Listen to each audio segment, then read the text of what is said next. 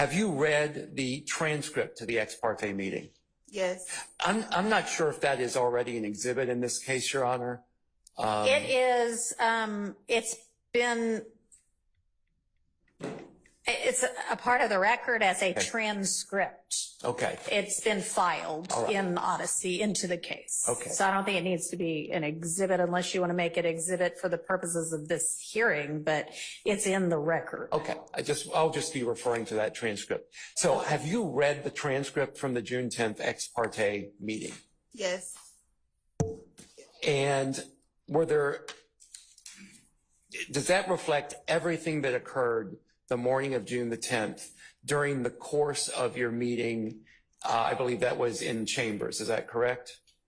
That was compound. Was that meeting in Chambers? Where did that meeting take place? In Chambers. In Chambers.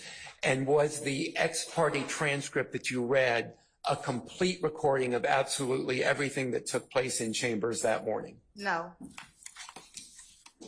Could you please tell me, generally, when was there a time during the course of that ex parte meeting when y'all went off of the transcript? Clarify what you mean by that, when y'all went off. Was there a break in the proceedings at some point on the morning of June the 10th? Multiple breaks? Yes. And during one of those breaks, did you have occasion to speak to Mr. Copeland with someone else, someone from the states, the state present in the room? Yes. And when you had that conversation, that was off the record. That was without the transcript being transcribed. Yes. Let's clarify who is in the room at this point in time. Okay. Who is in the room? And again, let me just make clear on this. I only want you to speak about conversations that you had with Mr. Copeland that are not privileged, where, for example, someone from the state was in the room. Do you understand? For sure. Okay. When there was a portion of that meeting that was not recorded on transcript, who was in the room? Myself, Mr. Copeland, and Simone Hilton. Who else? If anyone. I don't know, all the deputies.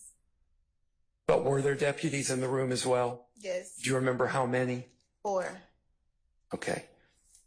Anyone else other than the deputies and the 3 people you just named? Investigator Hamilton and maybe another investigator from the state. Okay. Approximately how long was that? Hang on a second. Was the court reporter in the room? I don't know. I don't recall. I can't remember. And at what point during the meeting did this allegedly occur? Towards the end. If you had a copy of the transcript in front of you, could you show me where? Like, if I you could get close, Judge. Okay. Do you have a copy for her? I don't have. Does anyone have a copy? I do not have a copy. Mine just printed disappeared. out. I don't know where mine went. Max, do you have one? I mean, I don't mind passing up, but it does have notes on it. Maybe not. Let's get a clean copy. Okay.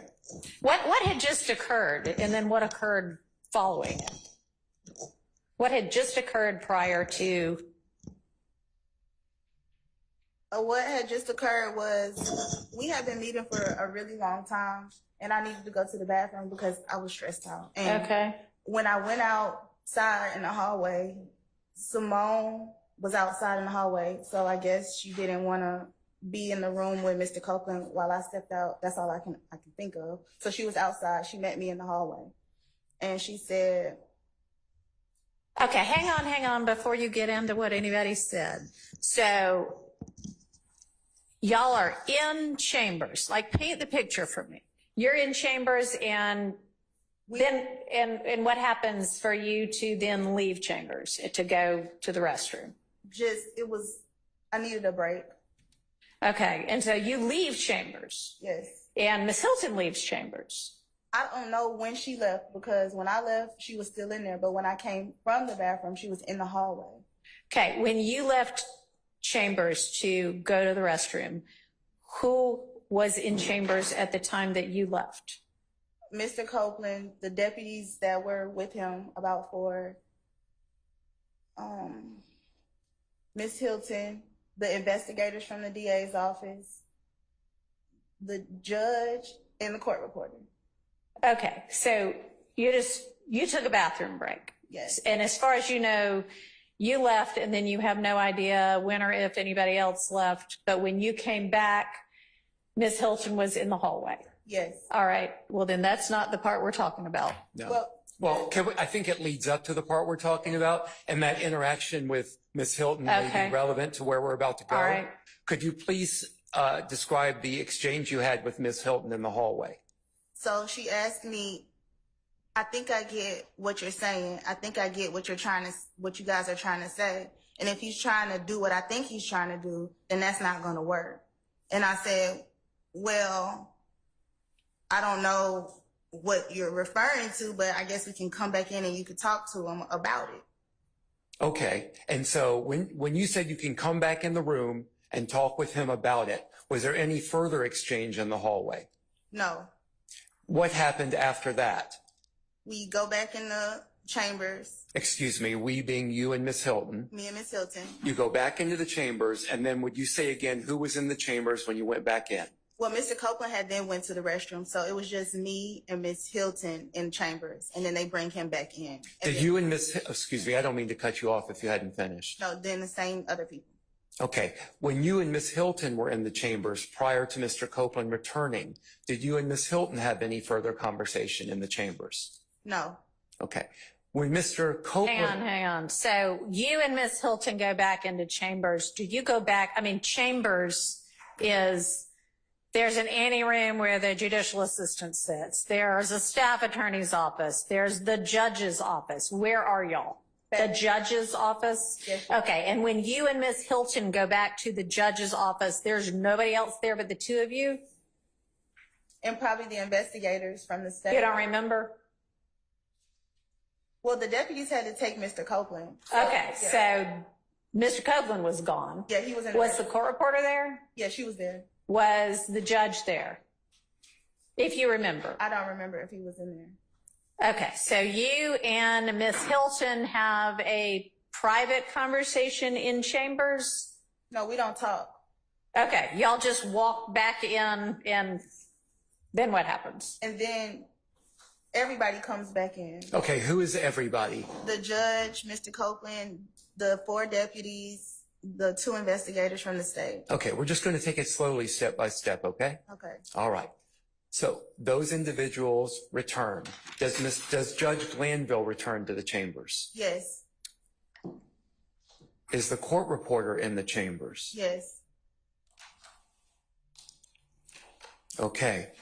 When all of these people are in the chambers, what happens next? A step at a time. Simone starts talking to Mr. Copeland about what we talked about in the hallway. What specifically did Miss Hilton tell Mr. Copeland about what happened in the hallway?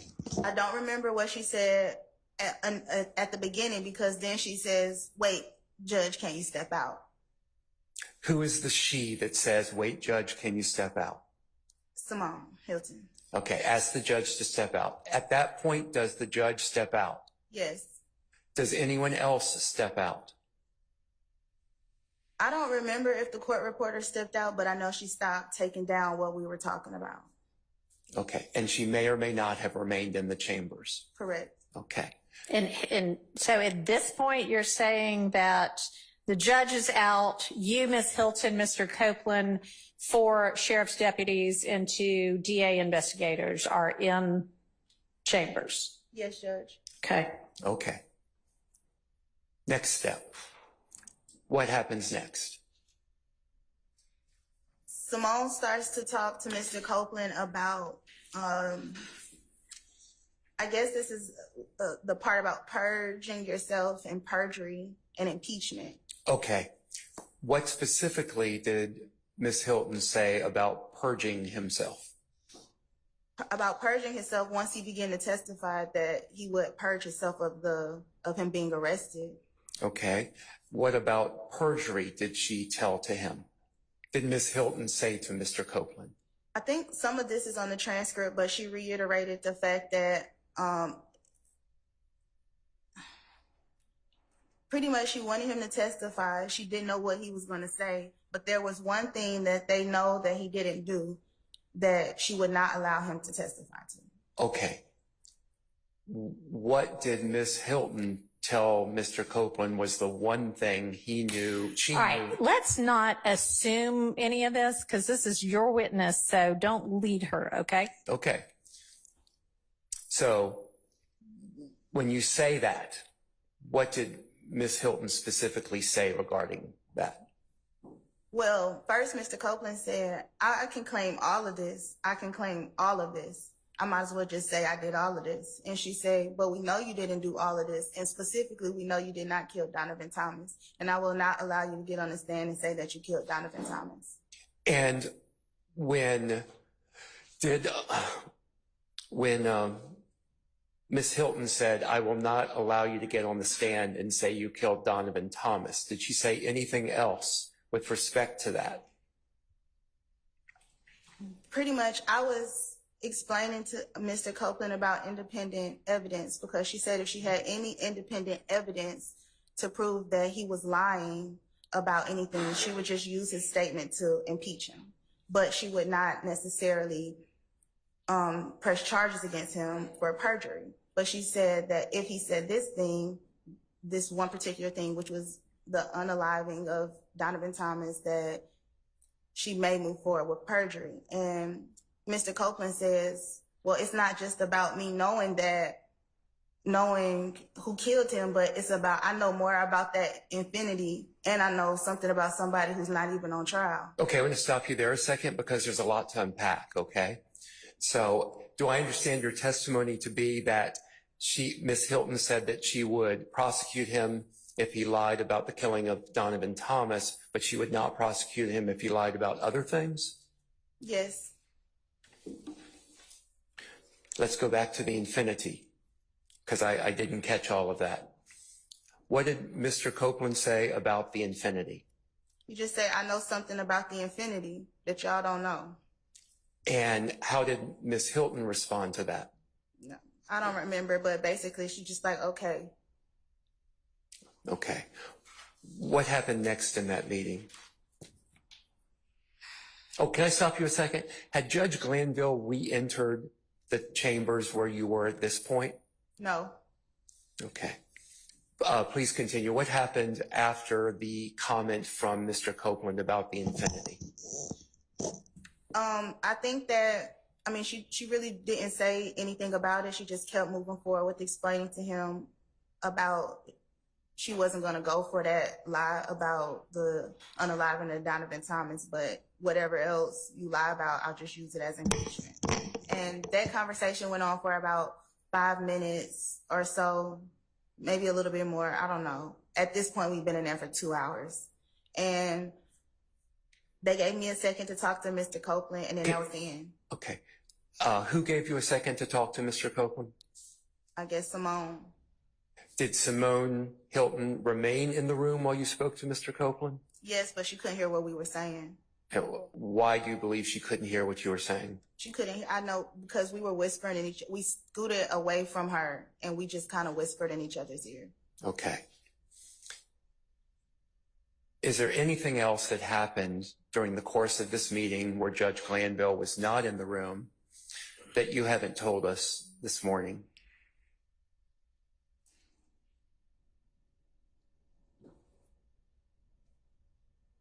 I'm not 100% sure, but I know there's one time where Adrian says something about Judge Closure. Where, I'm sorry, who?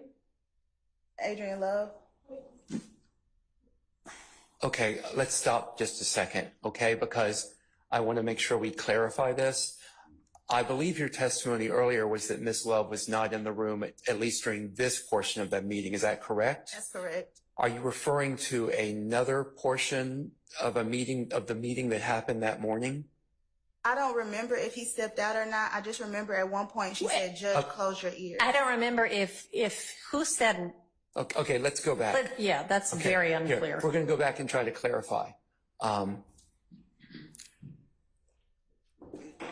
Let me. Yeah.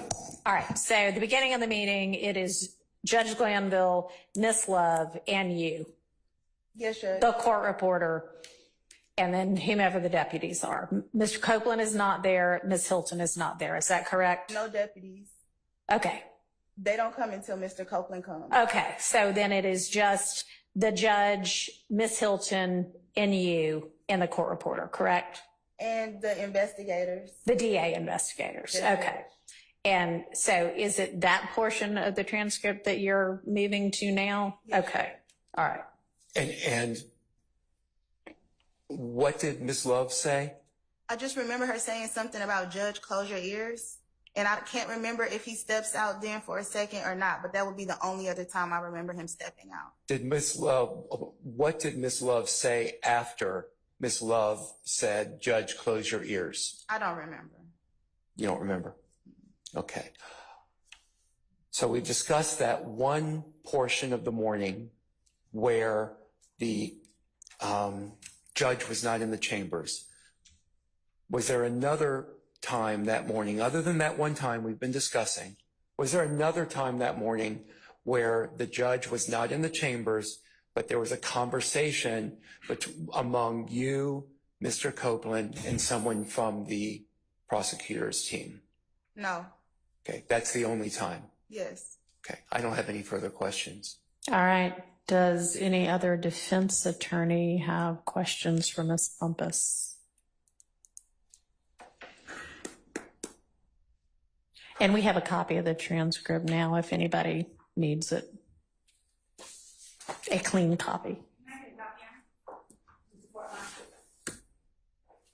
Yeah. It's sitting right up here. Oh, I'm sorry.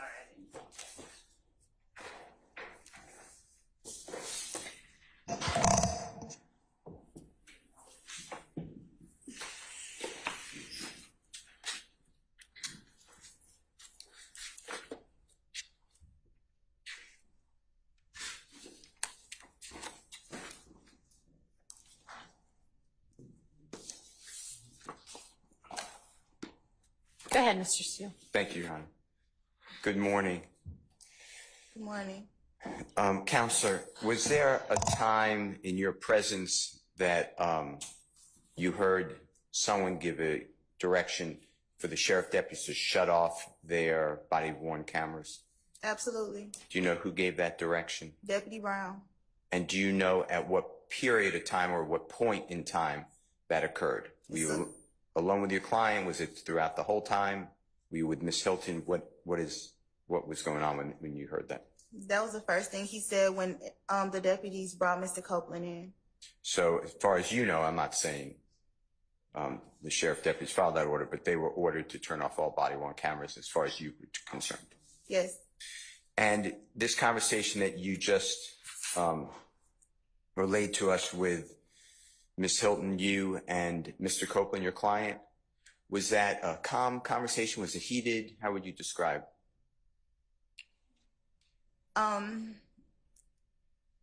It was, we had been in there for 2 hours. It was a high level of emotional tension, if that's a thing.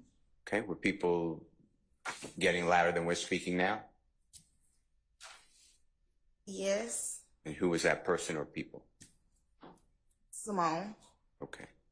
And when you were talking about Mr. Copeland not being permitted to take responsibility for the killing of Mr. Thomas, you know what I'm referring to? Yes. Did Mr. Copeland in any way take responsibility for that killing that day to Ms. Hilton? Pretty much, he just said, "You don't know what I did or didn't do." Okay. And that was said to the prosecutor about the killing of Donovan Thomas? Yes. Do you know if you saw Ms. Hilton taking any notes or recording the meeting, or any of the people with her recording this meeting or taking notes? I'm not aware.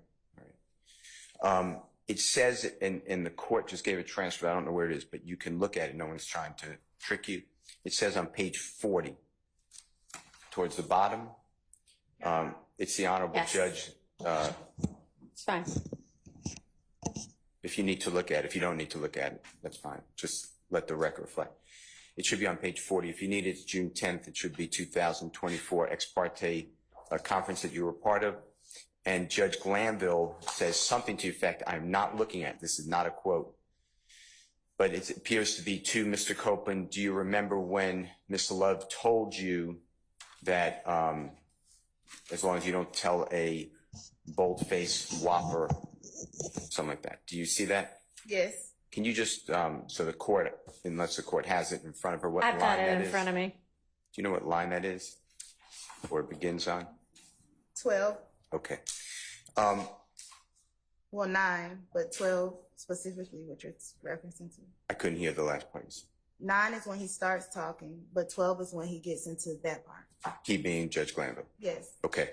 And what information do you have that Ms. Love spoke with Mr. Copeland about the bald-faced whopper? What do you mean? I'm sorry. Can you ask that again? Well, Yeah. apparently Ms. Bumpus didn't understand it any better than I did. Yes. Do you have any information to educate us on when Ms. Love spoke with Mr. Copeland about you can't make a bald face, whatever it says, whopper? Your Honor, Hang on just a second. Yes, Ms. Love. my objection is that the question itself assumes a fact that has not been established. Sustained. Read what it says if you don't mind. Since it's Tell me in what there. page we're on again. 40. Okay. Thank you. The court, the state can still give you immunity. They can give immunity to whoever they want, okay? And they can make that choice. I don't even make that choice. So if they, like I said earlier, they want your testimony, they figure it's that the jury needs to hear what you have to say, good, bad, or indifferent. And what Ms. Hilton is telling you is just the truth as you know it. And let her worry about, I mean, even though you may have said different versions of whatever, that's for impeachment. That's not going to get you in trouble.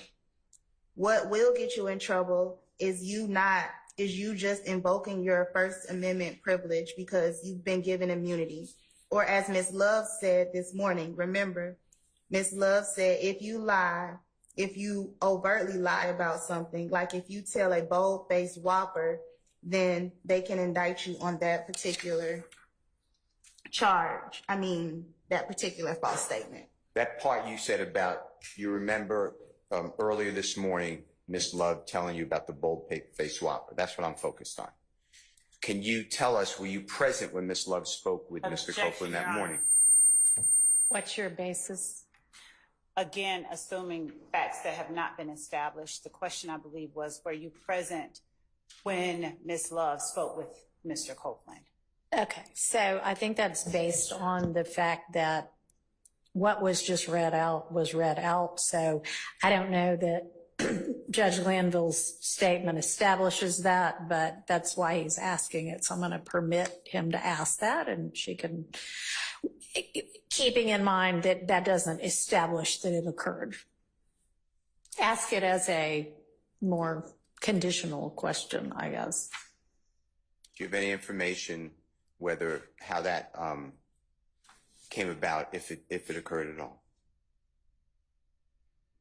So the meeting was really long and a lot happened. I can't remember if Ms. Love was ever in the room at the same time as Mr. Copeland. So I don't remember them being in the room together. And if they were, they did not have any communication. Okay. All right. Do you remember in that transcript, I have to get you the page if you don't remember, Judge Glanville handing something to you for Mr. Copeland? Absolutely. Can you tell this court what that was? Which time? Every time. So go one at a time. So the first time, I believe he handed me a copy of the immunity order. Okay.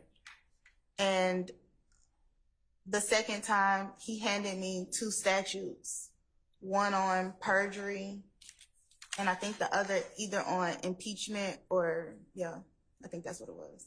Okay.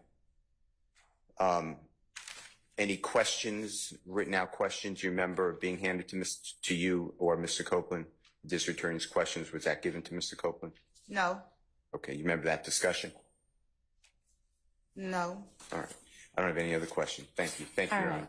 Uh-huh. Any other defense attorney have questions for Ms. Bumpus? Okay.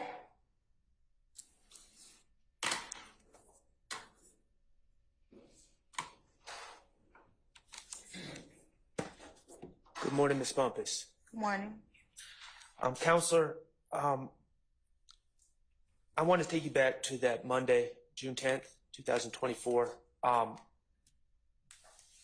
When you arrived for court that day, you were arriving to represent Mr. Copeland, correct? Yes. As a witness? Yes.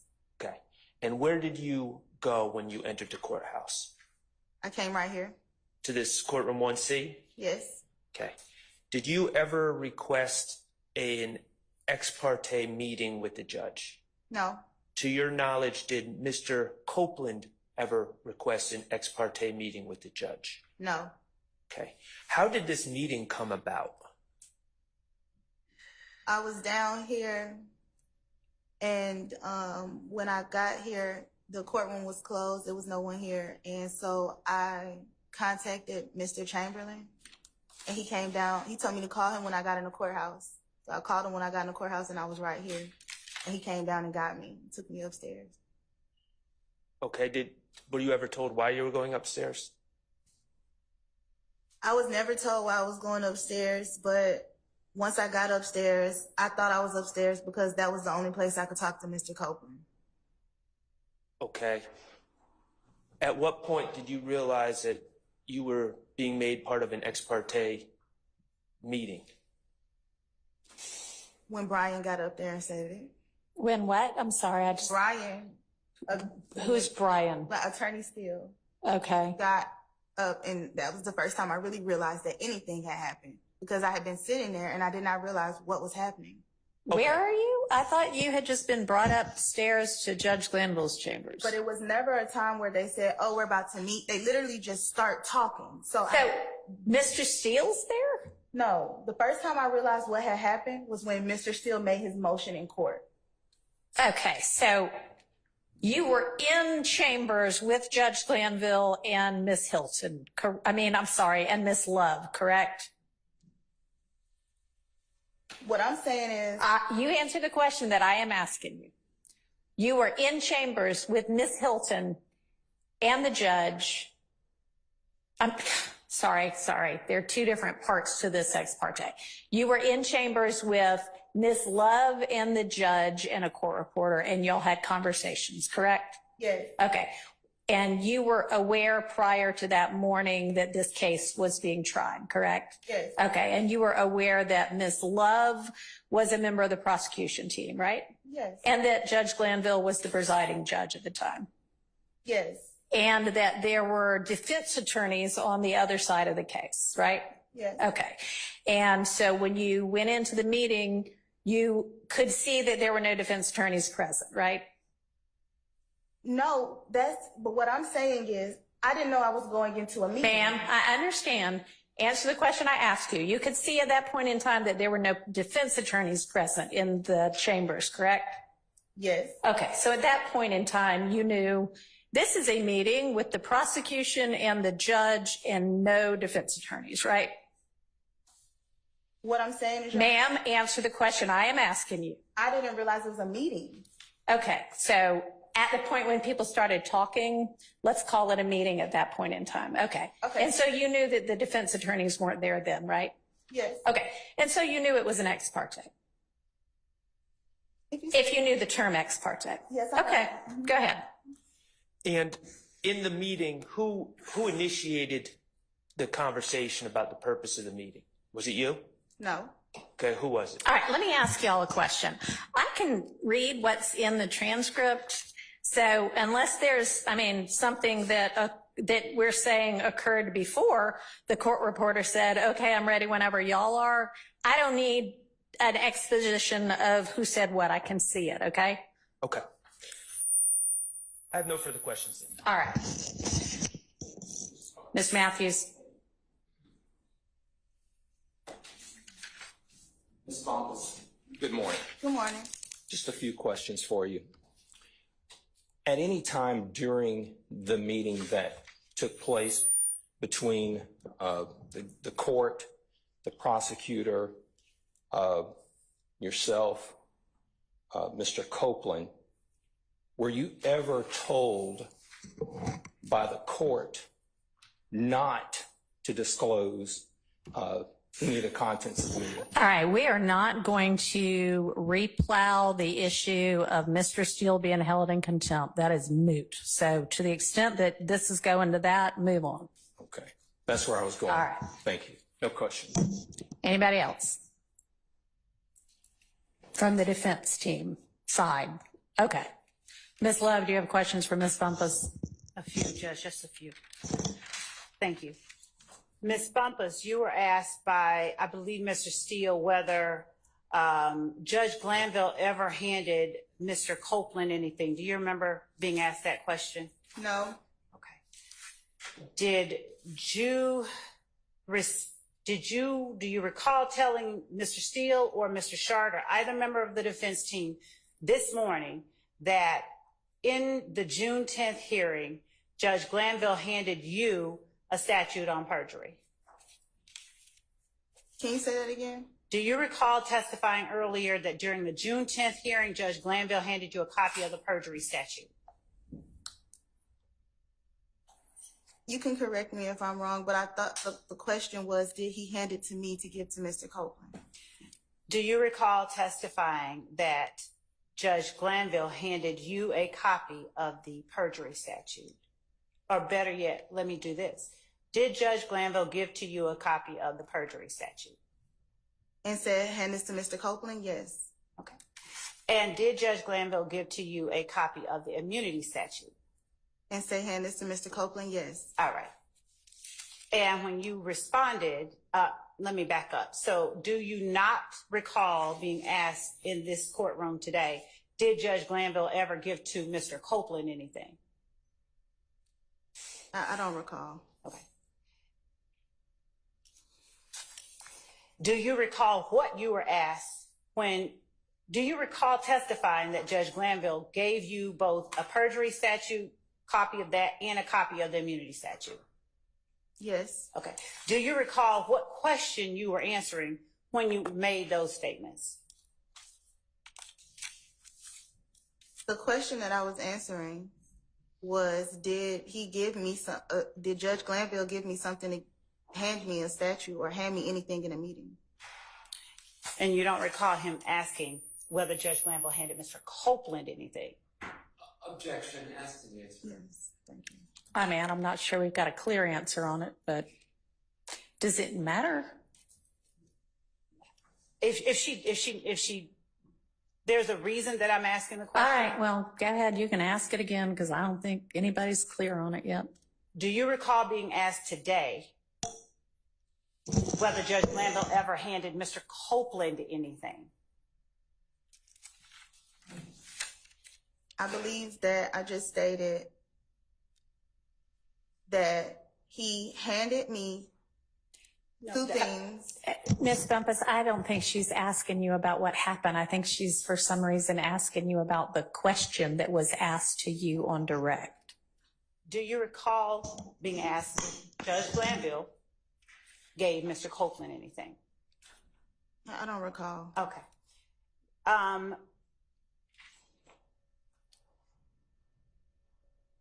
At the time that you were called to the meeting, you already knew that Mr. Copeland had been granted immunity, correct? Incorrect. Okay. At the time that you assumed representation of Mr. Copeland, you were aware that he had been arrested, though, right? You knew that Mr. Copeland had been arrested? No. Okay. At the time that Mr. Melnick spoke with you about standing in his stead on that Monday morning, did you learn during that conversation with Mr. Melnick that Mr. Copeland had been arrested? No. At what point did you learn that Mr. Copeland had been arrested? After he had been arrested. Was that before or after the Monday morning meeting? Objection, Your Honor. You asked us to just focus on the contents of that meeting. You asked me to not get far from that, and we're far from that. Your Honor? Yeah, what does this have to do with whether or not some off-the-record discussion that Ms. Hilton was privy to occurred? Your Honor, the reason I was asking about the giving to Ms. Bumpus the statutes is that my understanding is that at the time that she was called to represent Mr. Copeland, she was not familiar with certain statutes. Okay, well, maybe not, but that's not relevant to what we're trying to figure out here. And so to the extent that she was asked by the defense whether Judge Glanville gave to Mr. Copeland anything, and she then responded, he gave it to me. All right, I don't recall. I'm sorry, go ahead. Go ahead.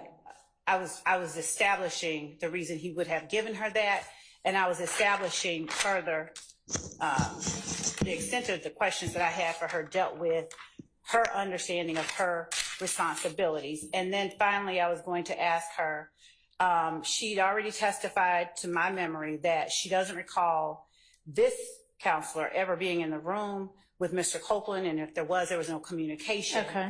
So I was going to... That part seems relevant. You can ask about that. Miss Bumpus,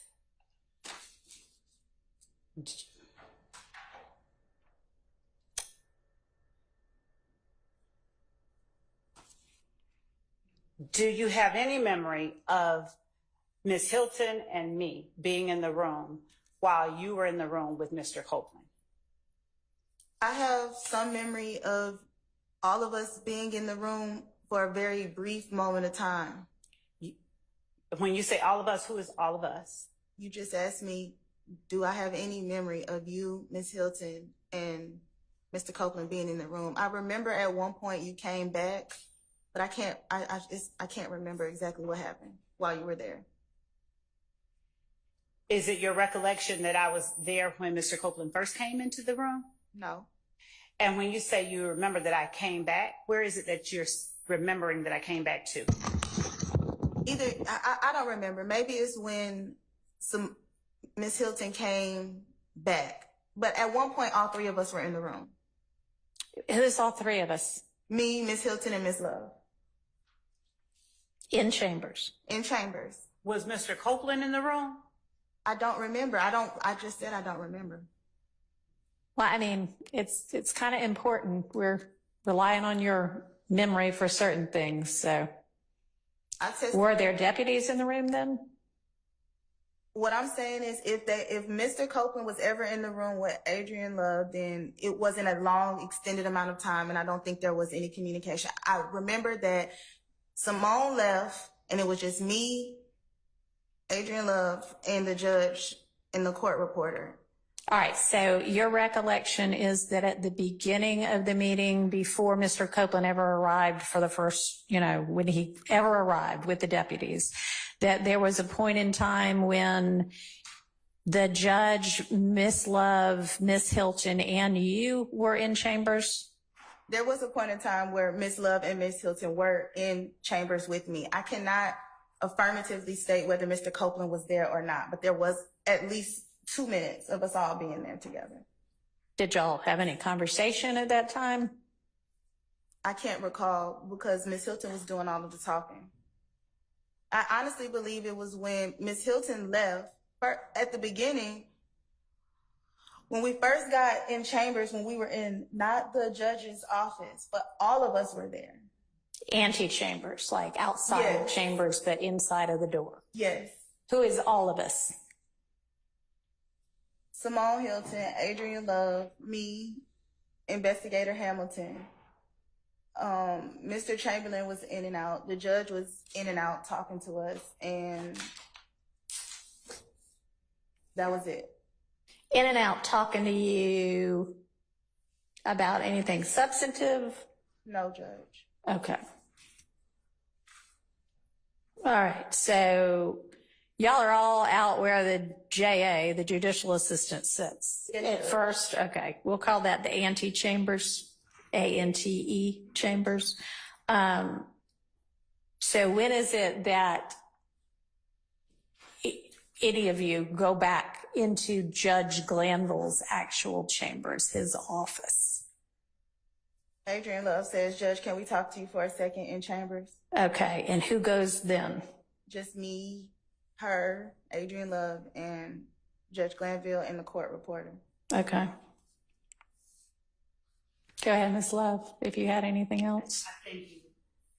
Ms. Bumpus, there were investigators present or no when you, me, Judge, the court reporter first went back? I can't remember. Do you recall a comment from either the court reporter or the judge just joking about the fact that I'm not allowed to go anywhere without the investigators? No. And when you say that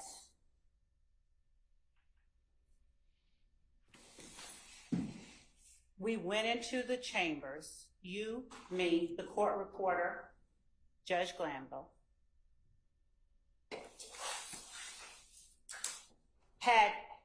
was Judge Glanville's deputy there? Yes. I guess if he's a deputy, I don't know.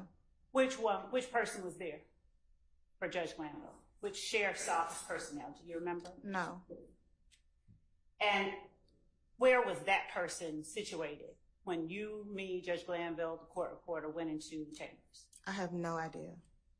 That person was in chambers with the 4 of us, 5 of us? I don't remember. At some points, I don't remember about when he was walking in and out. Okay. And by that, by he, you mean a sheriff's office personnel? If he's a sheriff's, I don't know what he is. Do you remember, do you have any memory of the investigator, an investigator being present with me while I was in there? I don't remember. I know there were investigators there. I don't remember if they came in chambers when you came in or after Ms. Hilton came in. And seeing the transcript, does it do anything to refresh your memory about who all was there? No. Okay. And when you testified earlier that at some point after I left the first time, that Simone, me, and you ended up in a room together in chambers. Do you recall testifying that way to the court just earlier today? Yes, at one point, me, you, and Simone were in chambers together. Like I said, it was a brief moment, and I don't remember you saying anything.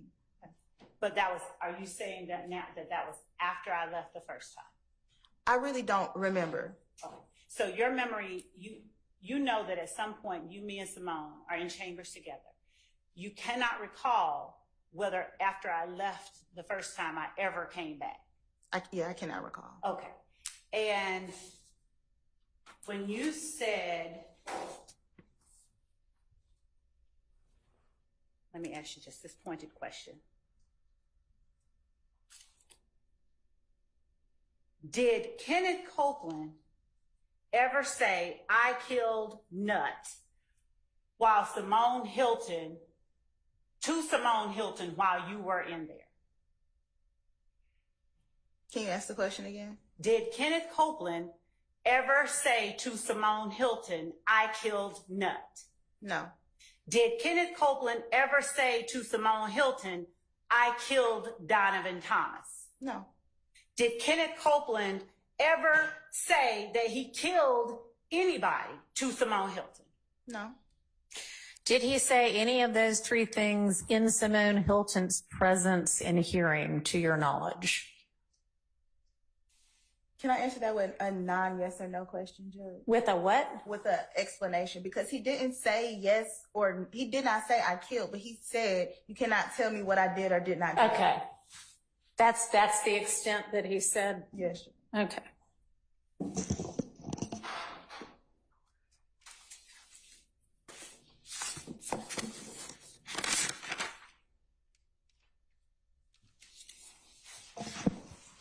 when you spoke about someone asking the sheriff to turn off their body cameras, was that Miss Hilton?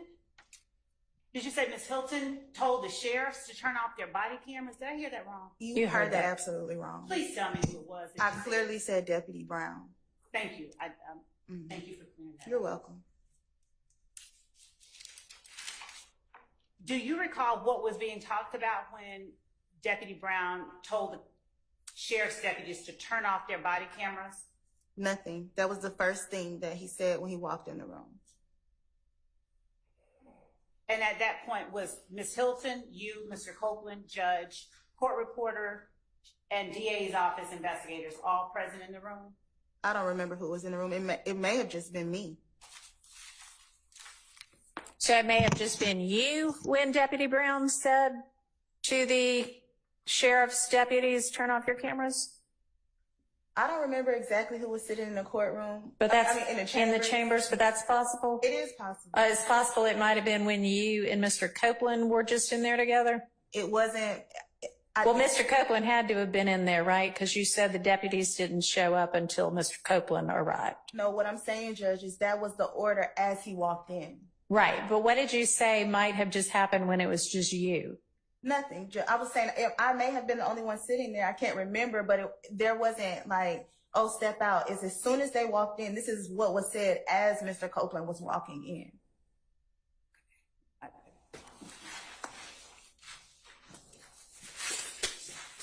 And was there any, did you request at that point that they brought him in to have a private meeting with your client at the time? At that moment, I hadn't requested anything. Is it safe to say you don't know why they were told to turn off the body on him? That is correct. Okay. Did you ever hear anyone from the state ask the deputies to have those body-worn cameras turned off? No.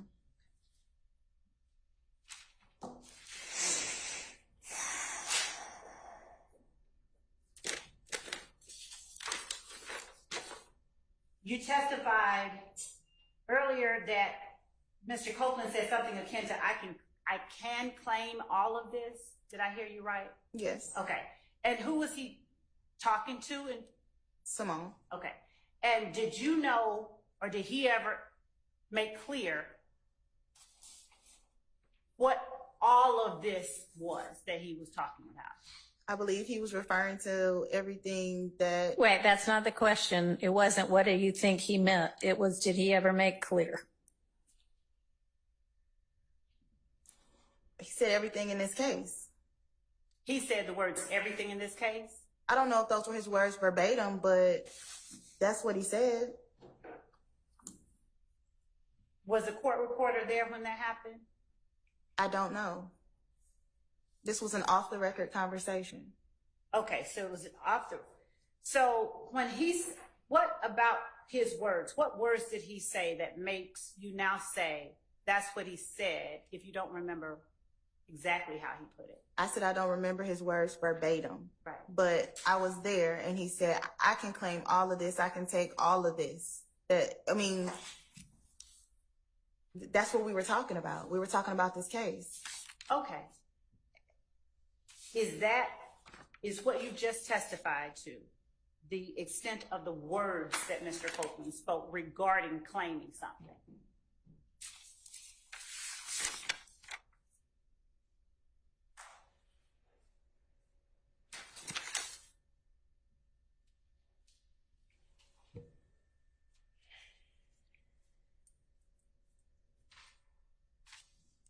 Can you repeat the question? Yes, ma'am. It's what you just testified about, the extent of the words Mr. Copeland spoke about claiming something. I don't want to say that is a complete lead to the extent because he said it over and over. He said it various ways. He changed the way he said it.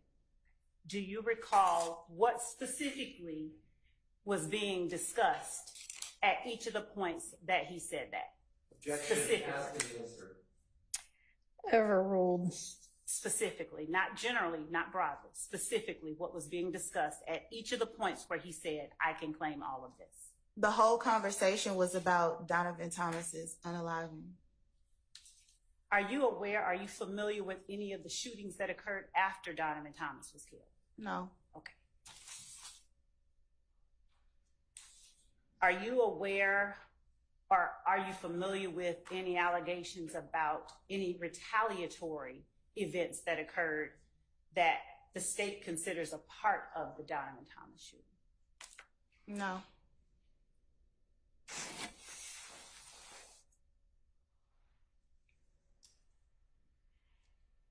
At what point, what was being asked of Mr. Copeland when he made the statement that you testified, it's not just about me knowing that, it's about who was in the infinity? At what was being asked of him when he said something like that?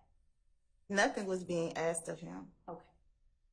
Did he just sort of blurt it out on his own? Yes. Okay. And what he said was, I know something about that infinity that y'all don't know, and it got something to do with somebody who's not even on the case. Okay.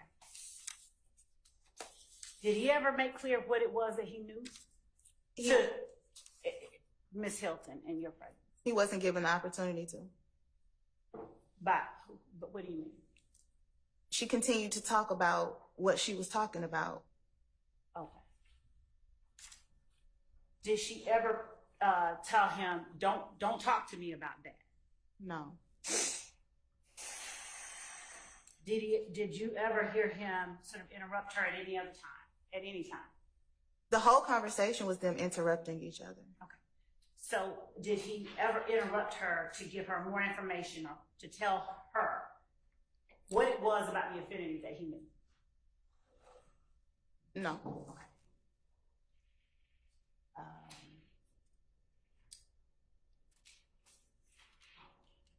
When you said,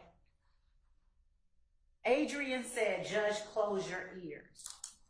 Did you mean to say Adrian said, Judge, close your ears? You? Yeah. Yeah, you. Okay. At what point are you alleging, are you saying, does your memory tell you that I told the judge to close his ears? I don't really remember exactly what was saying. I don't know if it was you and Simone in there, but something about, we were having a conversation. Me, you, and Miss Hilton were having a conversation about, I don't remember what we were talking about. And you said it, and then you said, Judge, close your ears. And what did I say after I said, Judge, close your ears? I don't remember. All right, so then it's now your recollection that there was a point in time when you, Miss Love, Miss Hilton, and the judge were in there and Miss Love was talking. Judge, I've said that she never talked while Mr. Copeland was in the room. Okay, and you don't even remember really whether she was in there or not when Mr. Copeland was in the room. If she was, She Miss Love. It was very brief, but no. Okay, but you said before, I thought, that there was maybe a 2-minute time when you, Miss Hilton, and Miss Love were in a room together. Yes, that's what I'm referring to. Okay, so that was in front of also Judge Glanville? Because you just said it was, so I'm trying to get clarity. Here's the clarity. He wasn't at the table with us as normal. He was turned around on his computer, but still inside of his office. Okay. So when did this occur during, we have the beginning of the ex parte being Miss Love, all of y'all are standing outside in the ante room and Miss Love says, Judge, can we talk to you for a minute or something to that effect? And then who all gets up and goes into Judge Glanville's chambers? Simone has left to go to do something at that point. So it's just me and Adrian Love. Okay, and who else? And the court reporter. And she says maybe her investigator. I can't remember. Okay. And so the three of you talk for some amount of time, Yes. The three of you being Miss Bumpus, you, Miss Love, and Judge Glanville? Yes. All right. And then tell me when that changes and it becomes more or fewer of you in that room. The first person to join us is Simone when she comes back from court. Okay. And is that at the same time that essentially the same time that Mr. Copeland also joins you? Maybe within a minute or so. They don't come in like at the exact. Okay. So they come in essentially together. And where's Miss Love at that point? She leaves when Miss Hilton comes, but she does stay for, like I said, there's a brief conversation with me, Miss Hilton, and the judge. And the judge? Well, in the judge's chambers. The judge is Okay. not. With you, Miss Hilton, Miss Love, but it's not a part of the proceedings yet because the judge didn't even pay attention. He's over there working on his computer. Yes. What do y'all say at that point in time? I don't remember what the conversation Anything of substance? It was about maybe plea deals. I remember she said to me. She who? Adrian Love. I remember she says, which I can't forget this, is I don't know who's worse, you or Jacoby. What? That was the thing. That was the nature of the conversation. Say that again. She said, she tells me she doesn't know who's worse, me or Jacoby. Me or Jacoby? Yeah. Jacoby Hudson? Yes. What does it have to do with anything? I don't know. It has nothing to do with this case. No, that's what we're talking about. You asked me what we were talking about. Okay, so something that had nothing to do with this case. And then something comes up about, I don't know if it's plea deals. I don't know. It was something about this case where she says, Judge, close your ears. Okay. So this is before y'all kind of gone back on the record. The judge isn't paying attention anyway. He's in the room, but he's over at his computer. Y'all are over at his conference table. Is that what your recollection is? Yes. Y'all are talking about entirely other things. And then I wouldn't say entirely other things, but we're not talking about the Mr. Copeland. Or the case. If you're talking about Jacoby Hudson, you're not talking about the case. No, we're talking about the case. She's talking about, I guess she's talking about the reference to me hugging people. I don't know. But we were talking about the case. Okay. Anyway. And then at some point, Miss Love, to your recollection, says, Judge, close your ears because she wants to talk to you about a plea deal. I don't know exactly I don't remember exactly what she was talking about, but it was something pertaining to the case. And okay, but she doesn't want to talk to me about a plea deal because I'm not a defendant. Right, that wouldn't have made any sense. But she was discussing something pertaining to the case, and she says, "Ooh, Judge, close your ears." And how long does that conversation go on? Like two. That's the 2 minutes I'm talking about. Okay, and then what happens to Miss Love? She leaves She leaves, and then when do y'all go back on the record? immediately. Okay. Well, no, I talked to Mr. Copeland for a second. Okay, privately or okay. And then y'all go back on the record. And then does the record reflect everything the record reflects accurately?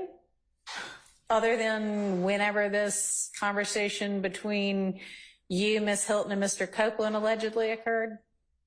Yes. Okay.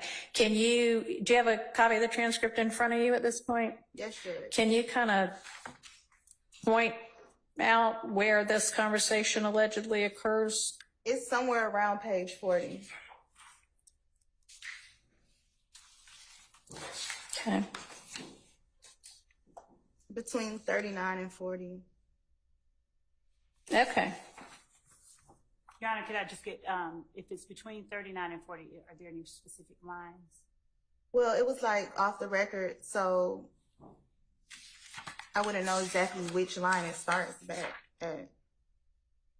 Okay, but you had represented previously that Judge Glanville was not in the room at that point in time. Yes, he was asked to leave. Okay. So him being asked to leave isn't reflected. Is that right? Let's see. Okay. Do you remember who asked him to leave? Miss Hilton. Okay. And that's not on the record either? No. And you can't remember whether the court reporter stayed or left? I can't remember whether she stayed or left, but she definitely stopped taking down. Okay. All right. And when did you, sorry, Ms. Love, go ahead. You know what? Go ahead. I'll save my questions. Your Honor, I honestly defer to the court. Please continue. I have no. All right. So after this conversation concludes, then what happens? And by this conversation, I mean the conversation you referenced that is not reflected in the record, but that takes place between you, Mr. Copeland, and Ms. Hilton. What happens after that? But if it's not in the record, it's not going to be in the record. So you just tell me from your recollection what happens after that. That's probably towards the last 5 minutes of this meeting. Okay. And so we go back on the record and... So the conversation finishes. How does everybody get back in the room? And how is it that y'all go back on the record? Give me the details of that. She just, we just finished the off the record conversation and just Simone just says everybody can come back in. And then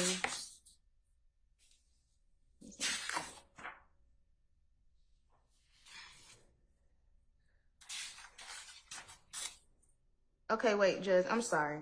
Mm-hmm. It's actually... Your Honor, does the court mind if I sit? Go ahead. I would say that the conversation actually happened around page 46, 45. 45? Okay.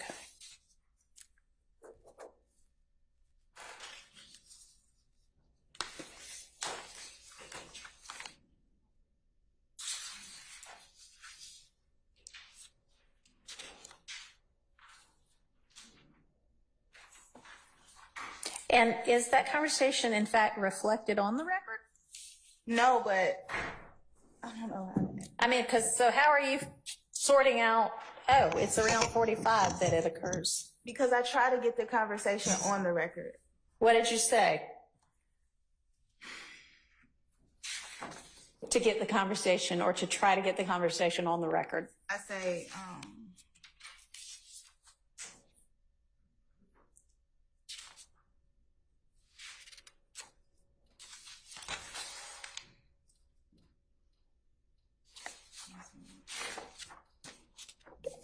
I'd like to hear it from your recollection without reference to the transcript first, okay? I'm trying to make sure. So Ms. Hilton says, Judge, can you leave? And at that point, do you say anything? Like, no, Judge, stay, or anything like that? No, she already told me in the hallway that she was going to ask the judge to leave and have a conversation with him. Okay. So show me where in the transcript y'all come back from the restroom break. Well, you want me to, you asked me to. Now I do want you to look at the transcript, yes.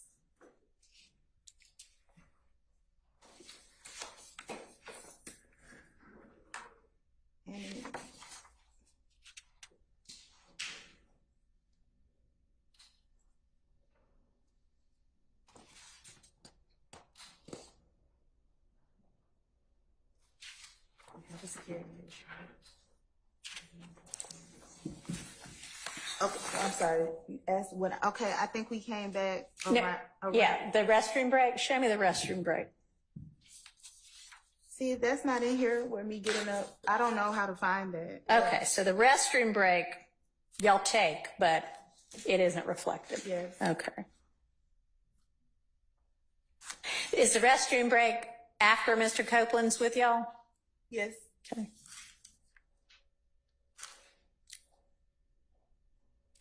All right.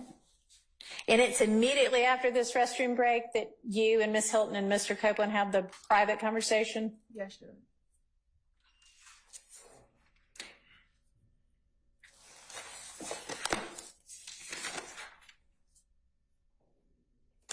And Judge, you asked me a question earlier that I didn't get to answer. Okay, what's that? You asked me, can I, without looking at the transcript, tell you how I tried to get it back on the record? Yes. Can you give me a second before you answer? Because I'm looking for something in particular.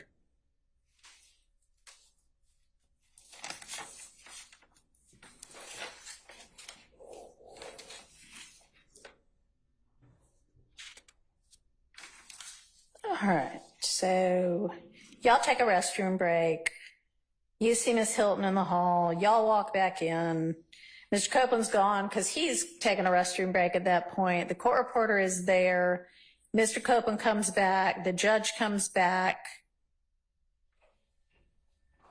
And that's when Miss Hilton says, oh, wait, Judge, go back out? Yes. Okay. All right. Now, what were you going to answer? You asked me how did I get it back on the record? Yeah. So after the conversation, I say pretty much, I want to get what she just told him about what he cannot go to jail for. Okay. Because the whole point of the off the record conversation is he's trying to figure out, can he go to jail for lying? Mm-hmm. And so I'm trying to get back on the record that she says that she's not going to prosecute him for anything other than one thing. Okay. Okay. And so y'all have had, the three of you have had this conversation. Judge is gone. You can't remember whether the court reporter's there or not, but then what happens? That's what I'm saying. That's on page. So then you say, I'd like to get this on the record, or? No, we go back on the record. Okay. So how does that occur? No, she just says, let's go back on the record. Simone. So Ms. Hilton says, let's go back on the record. Yes. So you don't say, I want to get this on the record.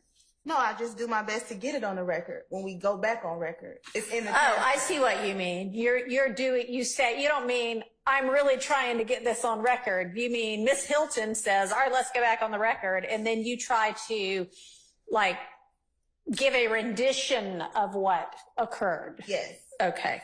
And that is reflected where? On page 48. On page 48. Well, between 47 and 48. Okay. All right. And does page 47 and 48 reflect the off-the-record conversation that allegedly occurred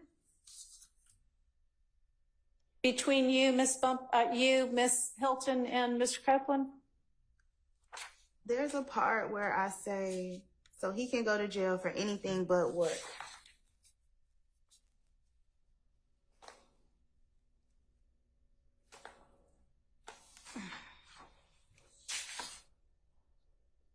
Okay.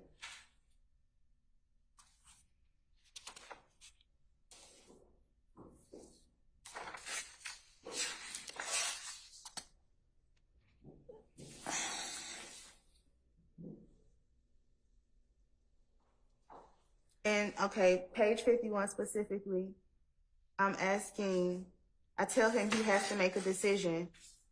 And I ask, so if he starts testifying today, is he going home today? And then I say, but if he says he don't recall to everything, he'll be okay. Okay. Okay. So, at that point, between, whatever you said, 47 and 51, y'all are back on the record, right? Yes, Judge. Nobody's like declining to take down what you're saying. No, Judge. Okay. So any time during that point in time, do you say, let the record reflect that Miss Hilton, Mr. Copeland, and I had an off-the-record conversation, and I'd like to put on the record what was said during that conversation? No. Okay. And also on page 51, I say, are you saying you want to get up there on the stand and say something? Uh-huh. And then it's no response because he just looks at me. Okay. All right. So does 47 through whenever that last page number was, does that accurately reflect whatever was said during the alleged off-the-record conversation? It doesn't accurately reflect, but it does. I do try to mention what we talked about, but it doesn't accurately reflect everything that we discussed. All right. So was there something else that you discussed that you should have said, oh, and by the way, this also happened that you didn't say? I'm confused, Judge. What do you mean that who didn't say? You. That Simone didn't say? No, anybody during the alleged off-the-record conversation, when you're making this record, after y'all go back on the record, you said it still wasn't accurate. And you also said you weren't stopped from saying anything during that part. So what is it that you should have said that you didn't say? Well, I guess the only thing that I should have said that I didn't say is that Simone said that she would not prosecute or move forward with any type of perjury if he said anything except for the unaliving of Donovan Thomas. Okay. All right. All right. So when is it that you actually reviewed and read this transcript?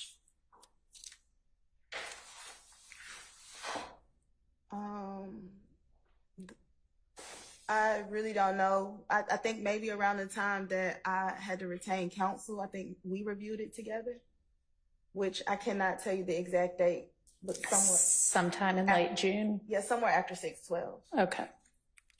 And we all in this room know this to be the case, but you are an attorney licensed and barred to practice in Georgia, right? Yes. Okay. And as such, you have a duty of candor to the court? Yes, Judge. Okay.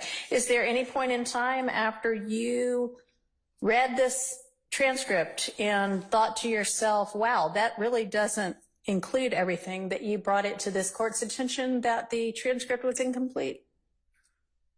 This court, well, there really was no court's attention to bring it to, because after all of that happened, it's been on recess for so long. So you've been in court when we've been in session for the last week or two, right? Yes. Okay. So I was presiding at that point in time, right? Yes. Did you at any point bring to my attention that you believed, as an officer of the court and a participant in this ex parte meeting, that the transcript did not accurately reflect what occurred in that meeting? Well, Your Honor, I did not bring it to your attention, and I honestly still would not, as an attorney, if I can answer this as an attorney, I believe that there is some value in off-the-record conversations for specific things, and it has always been my position, even in speaking with members of the defense, that as far as anything minus the off-the-record conversation, that the transcript is complete. Okay. All right. So what is your answer then to my question? Can you ask me again? I'm sorry.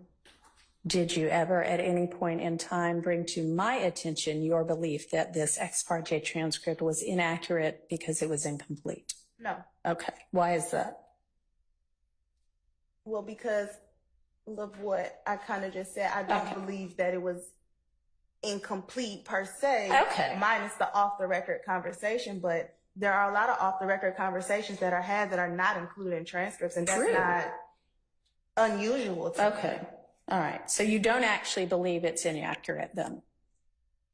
No, I just think it's missing the off-the-record conversation. I'm not missing. I just think that the defense did not have knowledge of the off-the-record conversation. Not that it's missing from the transcript per se. Okay. Because it was officially off the record. Is that what you mean? Yes, Judge. Okay. And did you ever, if it in fact occurred, did you ever object to it being off the record? No, I didn't. Okay.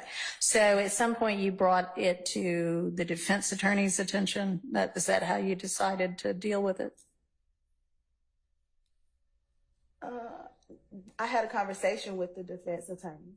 I don't want to say I brought it to them, but we just had a conversation about what happened. All right. Ms. Love, do you have other questions for Ms. Bumpus? Ms. Bumpus, did you tell any member of the defense about the details of the content of the off-the-record conversation that you had with Ms. Hilton on June 10th? That I had with Ms. Hilton and Mr. Copeland? Yes. When did you tell them? The same day. Did you tell them everything you remembered about it? I told them everything I remembered. And do you remember how long after the conversation took place it was that you told them? I don't know, maybe like an hour. Was court in recess or was court in session when you told them? Court was In recess. Between the time that the conversation between you, Ms. Hilton, and Mr. Copeland ended, and the time that you told defense attorneys all of the details you could remember about the off-the-record conversation, was court in session at any point? I'm sorry, can you repeat that? Was court ever in session between the time that you finished your conversation with Ms. Hilton and Mr. Copeland and the time you told defense? What happened in the meeting? Yes. Court was in session during that hour? Had court resumed? Correct. Did court at any time resume from the time that you left the meeting in chambers to the time that you had the conversation with defense? Just in that moment, from chambers to conversation with defense. Oh, no. Court had not resumed. No. And when you said earlier, I mean, because remember, we came straight down here and sat down and immediately started, so I didn't speak to anyone. and when you were speaking earlier about when after Mr. Copeland came in, you said you weren't sure whether I was in the room. Mhm. Did the portion about judge close your ears occur before or after Mr. Copeland came into the room? For sure before. Okay. And at that point, was the court reporter taking down anything? No. And at that point, did the court give any indication, did the judge give any indication that he was paying attention to whatever it was? I can't answer that. Did he give any indication? Did you see any indication that he was paying attention? I can't answer that. Yeah, you can. I don't know. I wasn't paying attention to him. So no, as far as you know, he gave no indication. She's asking from your personal observation. Answer it as to that. That's what she's asking you. I would have to say no, but I would also say I wasn't looking at him at all. Do you remember Ms. Hilton at some point talking about the judge closing his ears at any time? I don't remember. And with looking at the transcript I'll refresh your memory. I'm sure. Okay. Would you take a look on page 26, line 5 of the transcript? And since it's a part of the record, read from line 2 to the end of line. Let me just ask you this. Do you see where Ms. Hilton says, Judge, you might want to close your ears? Yes. Did you hear that phrase or something like that said more than once in that meeting? Yeah. And before Simone got there, I know exactly what I'm talking about. So are you in here at this point? So my only question is, did you hear that phrase more than once in the meeting? I can't remember if it's that exact phrase, but I heard you say something to that extent, and I heard her say that. Okay.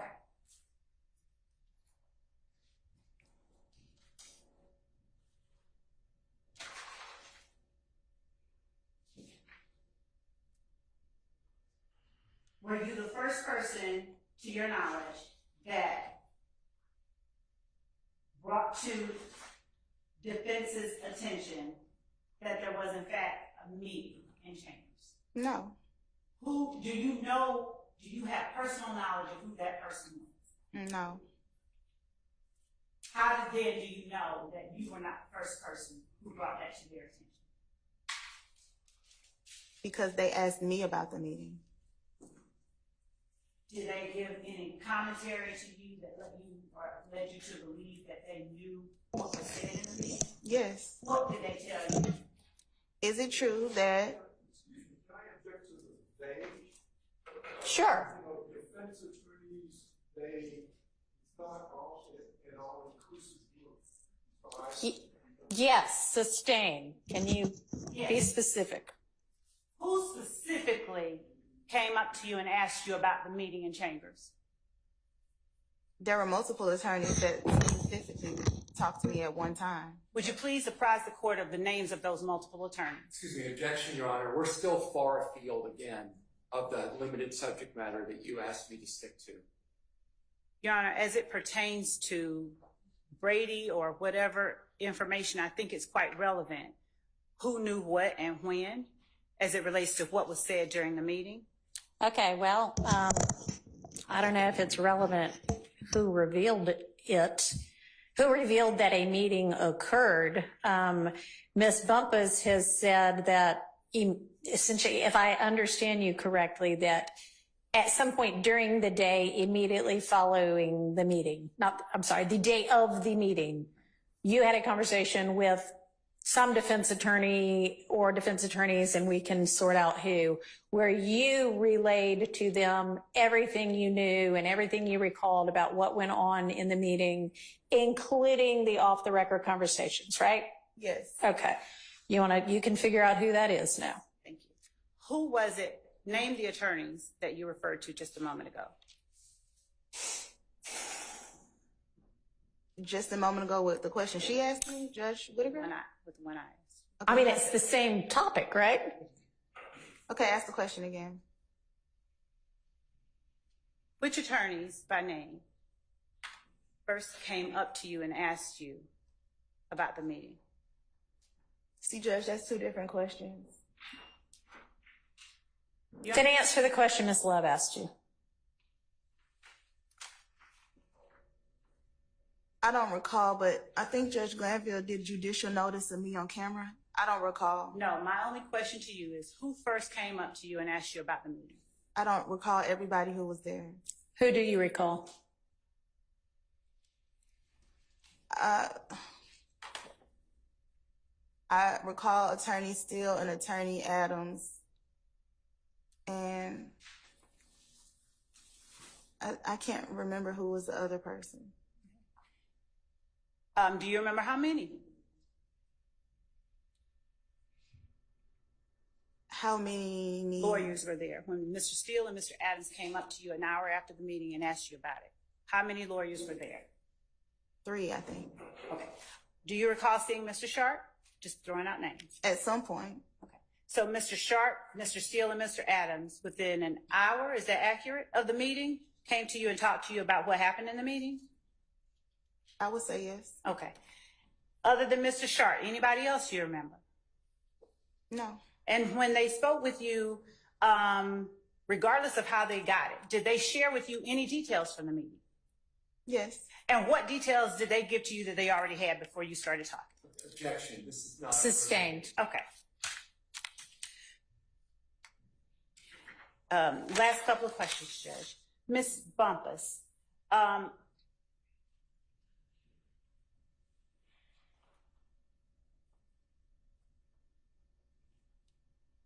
when you agreed to represent Mr. Copeland, did you, during the course of the meeting that you had in chambers, did you ask questions of the prosecutors or the judge about what the immunity statute meant or anything like that? Yes, I asked a lot of questions because I didn't realize until the end of the meeting what was actually going on. That information wasn't given to me.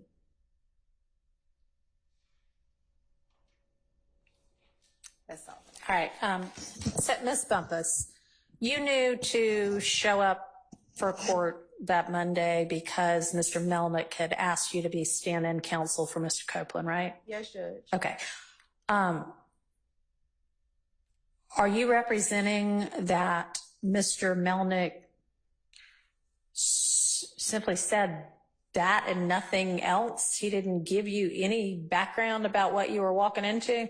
Well, what I'm representing is I was given specific instructions, and those instructions were I'm standing in for him. If Mr. Copeland chooses to plead the fifth, which I anticipate he will do, then you won't have to do anything else. If he chooses to testify, we have agreed that he's discharging me. Okay. And I made that very clear to everybody multiple times that morning that that's what I was here to do. Okay. But you had no idea that there was an immunity order in place? No. Okay. All right. Does anybody from the defense side have follow-up questions for Ms. Bumpus? I have just a few, Your Honor. Okay. In your cross-examination, you said, quote, she says she is not going to prosecute him for anything other than that one thing, unquote. What is that one thing? I can't answer that. I can only assume it would be the unaliving of Donovan Thomas, but those are the words that she chose to use. When you say unaliving of Donovan Thomas, what are you referring to? I get him being killed. During cross-examination, Ms. Love asked you about some alleged retaliatory acts. Were those being discussed when Mr. Copeland repeatedly said, I can claim all of this, I can take all of this? Nothing was being discussed. What do you mean nothing was being discussed when Mr. Copeland said, I can claim all of this, I can take all of this? He said that on his own, and that's kind of how the conversation started. What was the subject matter being referred to when he said, I can claim all of this, I can take all of this? Donovan Thomas's murder. Okay. I have no further questions. Anybody else?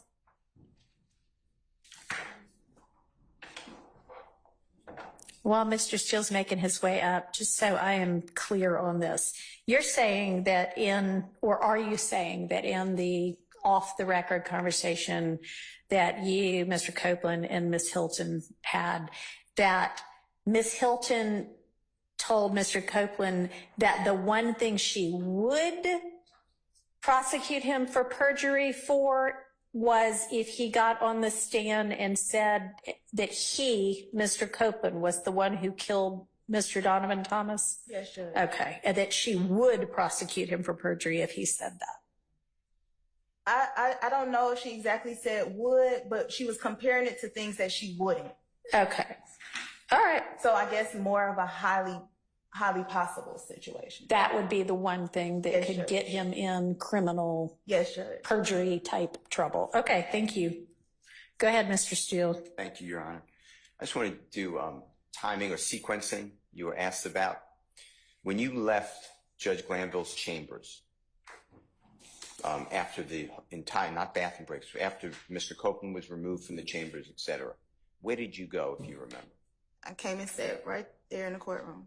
At that point, had you spoken with anybody to alert anyone that there was an ex parte meeting? No. Where did next time you saw Mr. Copeland was when? When you left the ex parte meeting, came into the courtroom? Up here. He was up here. Testifying where you're sitting? Yes. Okay. And then did the jury come in? Yes. And did Mr. Copeland testify before the jury? Yes. At any time during that moment when Mr. Copeland's testifying in front of the jury, did you tell anybody about this ex parte meeting that you attended? No. Or the contents? No. Okay. Do you remember there being a break at any point for lunch? Yes. Is that the first time that you were approached? Yes. Ex parte meeting? Yes. True? Yes. Did anybody, and that's after you were under no restraint, you told the truth? Yes. Okay. And that was to myself and the other people you told? Yes. True? Yes. Okay. Thank you. Thank you, Your Honor. All right. Mr. Sharp? Can I ask one more question? Sure. After the lunch break, do you remember when I raised it before Judge Glanville? Yes. Did I do it right away after we spoke? Yes. First time the court reconvened? Yes. Thank you. All right, and Mr. Sharp, come on up. And speaking of a lunch break, we're way past time for hours, so let's plan to do lunch right after we wrap up this witness. Ms. Bumpus, were you in the courtroom when Mr. Copeland was called to testify after the ex parte meeting? Were you present in the courtroom? Yes. Okay, did you hear the Judge Glanville, did you hear him tell anyone from the defense that an ex parte meeting had occurred? No. Did you hear anyone from the state tell the defense on the record that an ex parte meeting had occurred? No. Was there any discussion about the substance of said meeting? No. Okay, thank you. Anybody else? All right, thank you, Ms. Bumpus. You are excused.